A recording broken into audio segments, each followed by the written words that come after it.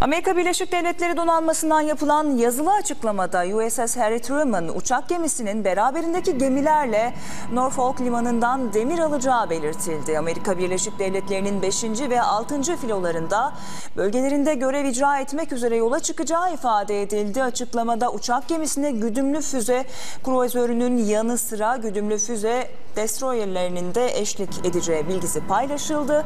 6500 personel ve 1. Hava Kol Komutanlığı'na bağlı savaş uçaklarıyla yola çıkacak gemi grubuna bir süre Alman fırkateyni de eşlik edecek değerli izleyiciler. Amerika Birleşik Devletleri yönetimi Suriye rejiminin abluka altındaki Duma kasabasında kimyasal saldırı düzenlemesine cevap verme hazırlıkları yaparken bu sevkiyat dikkat çekici bulundu. Amerika Birleşik Devletleri donanmasından yapılan açıklamadaysa söz konusu sevkiyatın planlı bir sevkiyat olduğu da savunuldu.